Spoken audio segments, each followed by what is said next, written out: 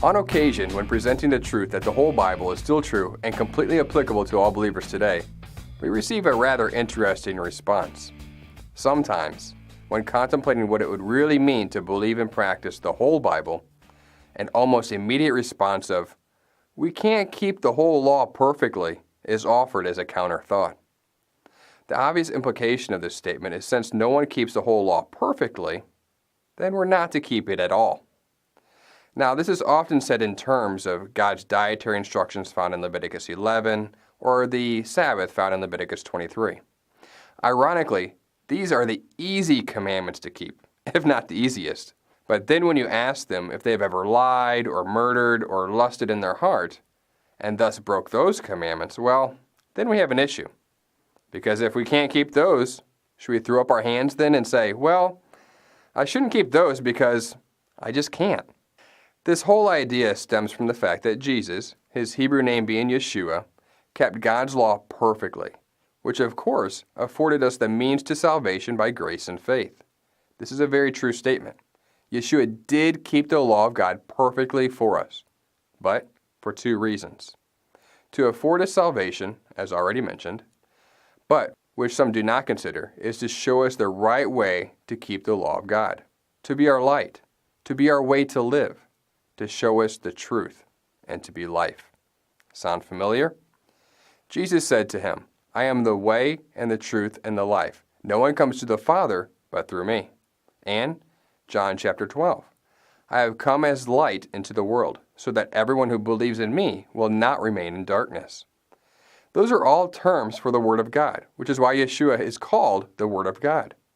So, since we do not have to keep the law of God for salvation, which is good because we would all fail, but instead we should still keep it because keeping God's law means not sinning.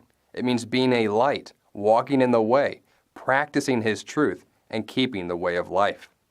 In other words, Yeshua did not come to do the law perfectly just so that we should no longer have to do the law at all. But He did the law perfectly to be our example on how to keep the law of God, not our excuse not to. You know the verses, walk like He walked, follow His example, pick up our cross and follow Him. We do not need to quote these verses, but we do need to encourage you to really believe these verses. Yeshua did not say, "You shouldn't follow what I did or taught, or walk as I walked."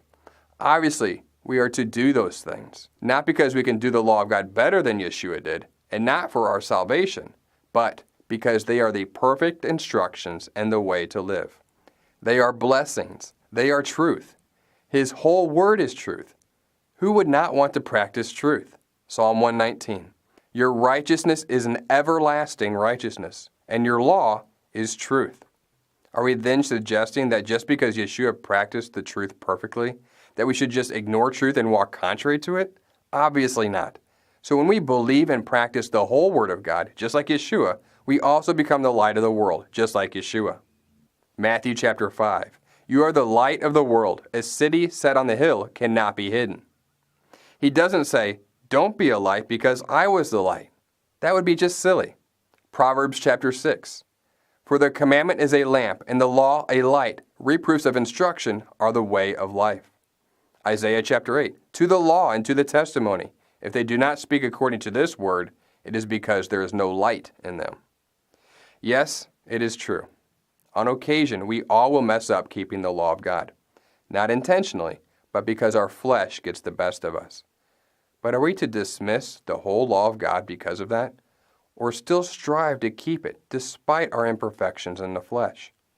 So perhaps instead of saying, Yeshua already did that, so I don't have to, perhaps we should be saying, Yeshua already did that as an example for me, so now I get to also. Just a thought.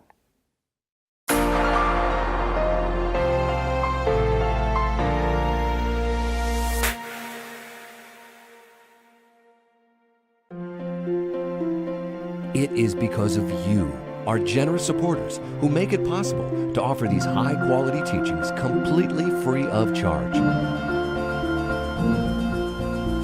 If you feel led to support 119 Ministries so that we can continue this effort, please visit testeverything.net and click on the Support 119 tab. Learn how you can partner with us to take the whole Word of God to the nations. 119 Ministries is now available in Roku, Apple TV, Google TV, Xbox Live, and more. You can now access dozens of free video teachings straight from your home television in the comfort of your home. If you would like to learn more, please visit us at testeverything.net.